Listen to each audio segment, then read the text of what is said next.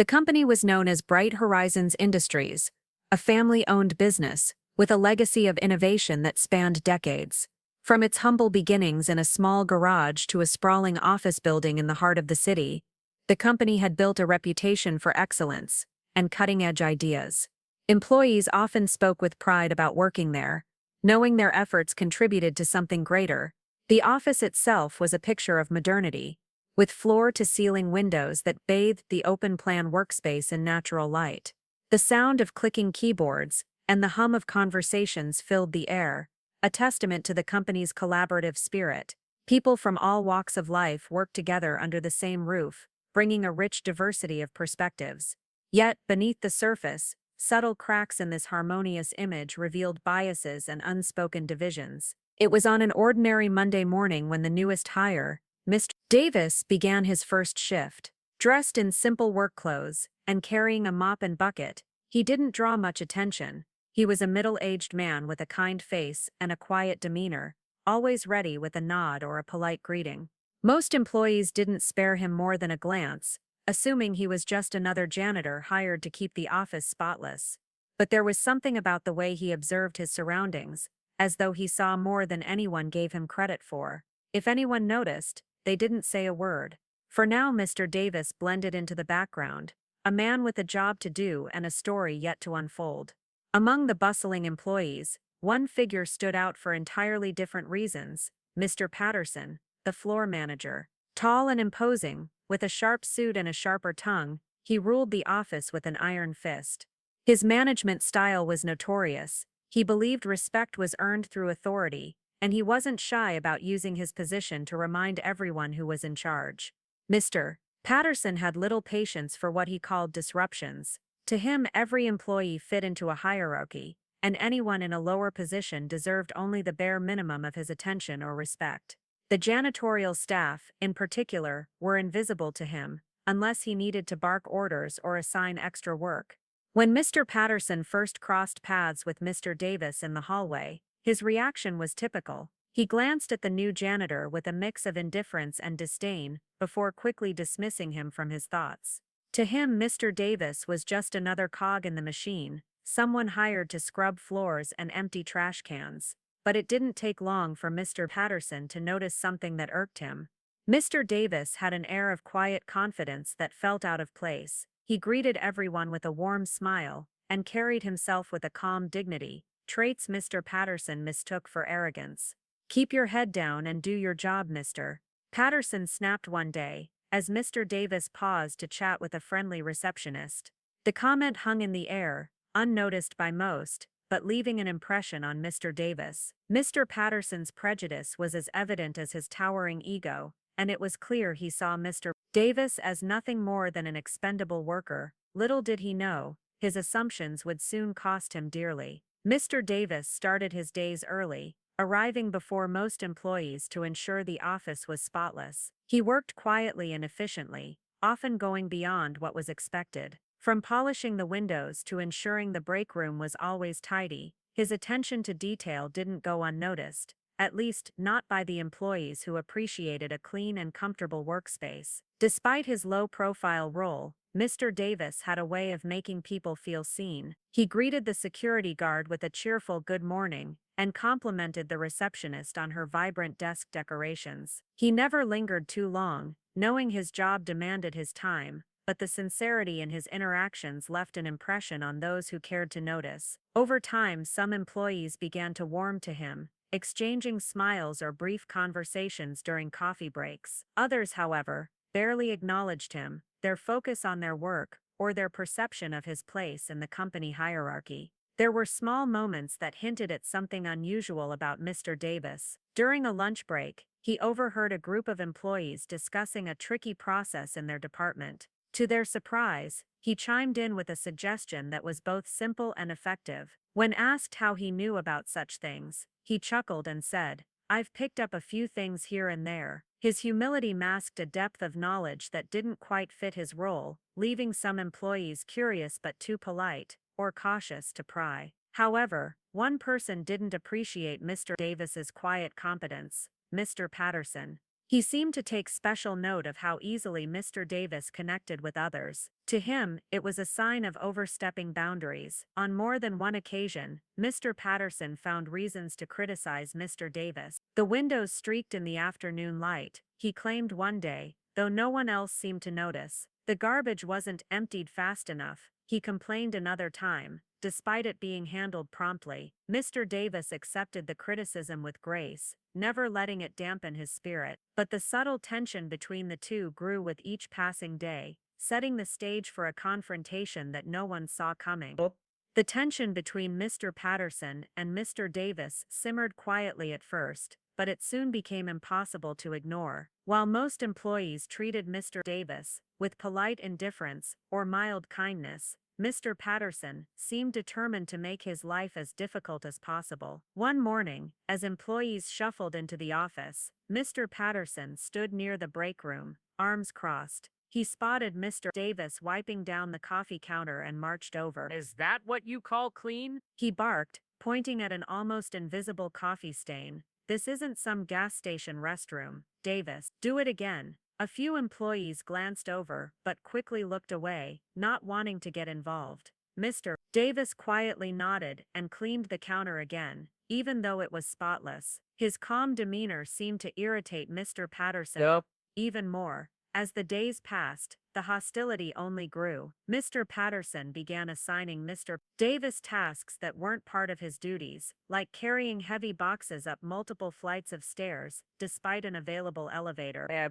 You could use the exercise, he sneered one day, chuckling at his own joke. One afternoon, the tension boiled over. A junior employee accidentally spilled a cup of coffee in a conference room just before an important meeting. Mr. Davis quickly stepped in, cleaning the mess with practiced efficiency. When Mr. Patterson arrived and saw Mr. Davis there, he erupted. "Why are you always in the way?" he shouted, his voice echoing in the room. "You can't even do your basic job without making a scene." The room fell silent. Mr. Davis stood still, his calm gaze meeting Mr. Patterson's angry glare. "I'm sorry you feel that way, sir," he said softly, but his words carried a weight that made everyone uneasy. That evening, Mr. Patterson found an excuse to call Mr. Davis into his office. The conversation was brief, but scathing. "You're disruptive, insubordinate, and frankly, not worth the trouble," Mr. Patterson said.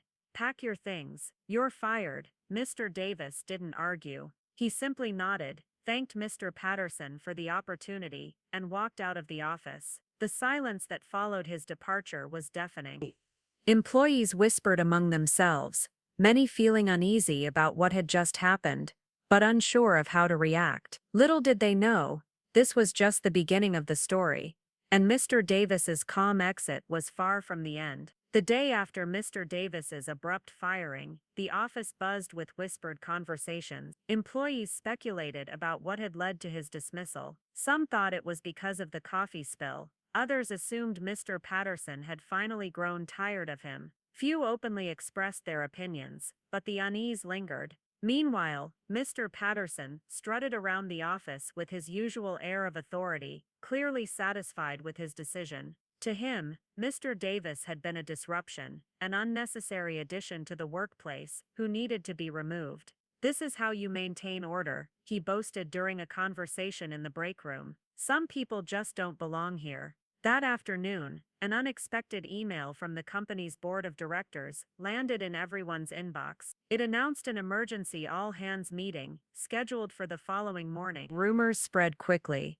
with employees wondering what could have prompted such a sudden gathering. When the meeting began, the tension in the room was palpable. The board members sat at the front, their expressions serious. For Mr. Patterson, seated near the center, appeared unbothered, confident that whatever was about to be discussed had nothing to do with him. The room quieted as the board's chairperson, a composed older woman named Mrs. Whitman, took the floor. "Thank you all for being here," she began. "We need to address a matter of great importance concerning our company's values and leadership." Before anyone could speculate further, the door opened, and Mr. Davis walked in. Dressed in a sharp suit, he was almost unrecognizable from the man who had been cleaning the office just days earlier. Gasps rippled through the room, and all eyes turned to him. Mrs. Whitman smiled warmly. "Ladies and gentlemen, allow me to reintroduce you to Mr. Marcus Davis, the son of our late founder, and one of the majority stakeholders in Bright Horizons Industries."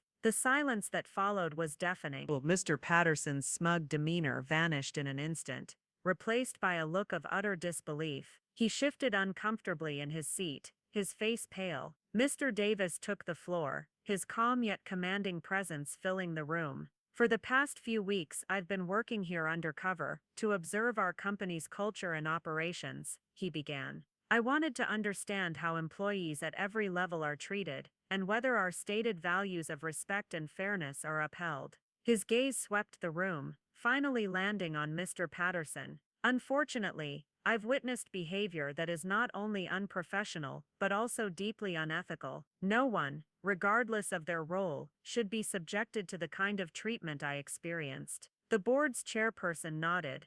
"Effective immediately, Mr. Patterson is relieved of his duties. Bright Horizons will not tolerate discrimination or abuse of power." The room erupted in murmurs as Mr. Patterson stood, visibly shaken. Security escorted him out, leaving the rest of the employees to reflect on the dramatic turn of events. For the first time in a long while, the office felt quiet, yet the silence was heavy with the weight of a lesson learned. After Mr. Patterson's abrupt exit, the room buzzed with mixed emotions: shock, confusion, and even a hint of relief. All eyes remained on Mr. Davis, who stood calmly at the front of the room. His composed demeanor contrasted sharply with the chaos of the moment, commanding attention without effort. Mrs. Whitman addressed the employees once more. "Many of you are likely wondering why Mr. Davis chose to work in a role that didn't reflect his status or position within the company. Allow him to explain." Mr. Davis stepped forward, his warm yet firm voice filling the room. "When my father built this company, he often reminded me that the foundation of success lies in how we treat people, employees, customers, and even strangers. Titles and wealth mean nothing if they come at the expense of humanity." He paused, letting the words sink in. "After my father passed, I wanted to honor his legacy, but over the years, I heard troubling reports about how certain employees were being treated, especially those in roles often overlooked. I needed to see it for myself, so I took on the role of a janitor, a position I've always respected, to observe the culture at its most unfiltered level." Employees exchanged glances, some clearly ashamed of how they had treated or ignored Mr. Davis during his time as a janitor. Mr. Davis continued, his tone softening. "I wasn't expecting perfection, but I hoped to see kindness, fairness, and respect. What I witnessed instead was a mix of indifference, occasional kindness, and from some individuals, outright hostility." His eyes swept the room, briefly meeting the gazes of several employees, though he didn't single anyone out. He then addressed the board directly.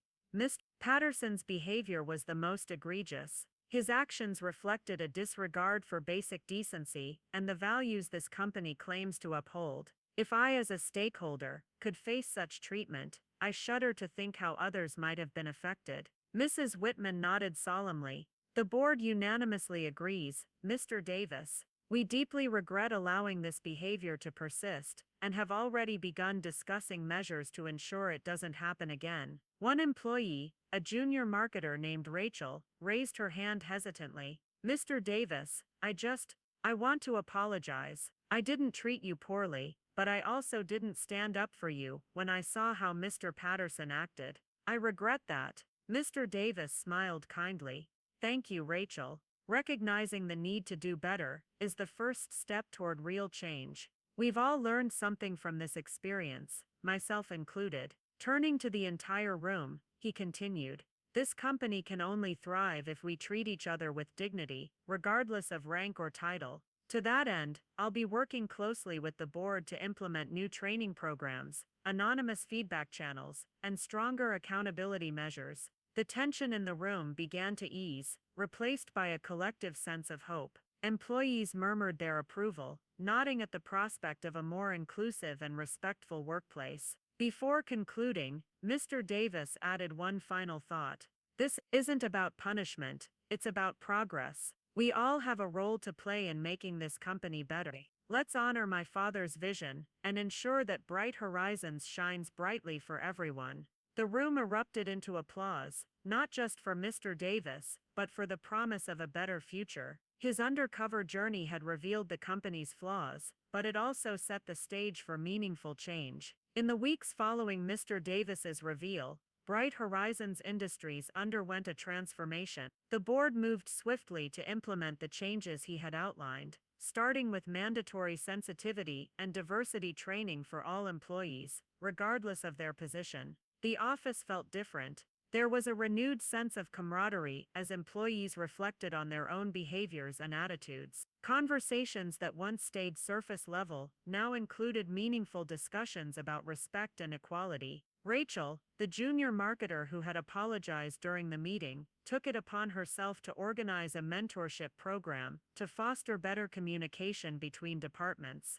The janitorial team, once overlooked, became a focal point of change. Employees started greeting them with genuine smiles and offering help when they could. It was a small but significant shift that reflected a larger cultural change within the company. For his part, Mr. Davis remained true to his quiet, humble nature. He continued to work alongside employees at all levels, often stopping by to chat with the janitorial staff or share coffee with the security team. His leadership style was a sharp contrast to Mr. Patterson's authoritarian approach, but it quickly earned him widespread respect. One morning, as employees gathered in the break room, they found a plaque on the wall.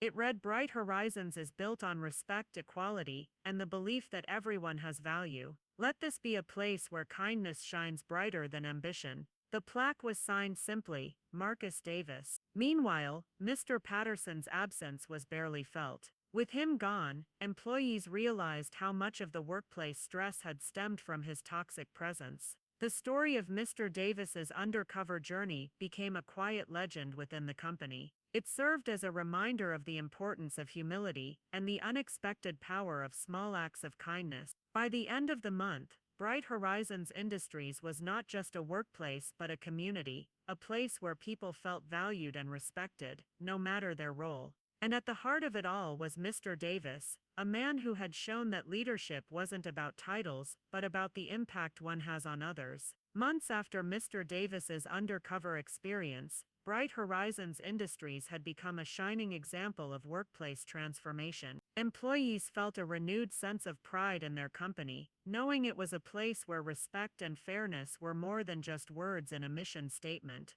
Mr. Davis continued to lead with the same humility and kindness that had defined him as a janitor. He made it a point to remain approachable, often sharing lunch with employees or lending an ear to their ideas and concerns. His leadership style fostered trust and inspired everyone to give their best. The mentorship program Rachel had started thrived, connecting employees across departments and levels, creating a stronger sense of unity. Regular team-building events and open forums encouraged collaboration and broke down the invisible barriers that once divided the workplace. As for Mr. Patterson, his name became a cautionary tale rather than a memory. His actions reminded everyone of the dangers of unchecked power and the importance of treating others with dignity. Looking out from his office window one evening, Mr. Davis watched the sunset reflect off the glass walls of the building. Bright Horizons was living up to its name, and he knew his father would be proud. With a quiet smile, he turned off the light and walked out, knowing the company was finally headed in the right direction. If you enjoyed this story about humility, leadership, and the power of respect, let us know your thoughts in the comments below.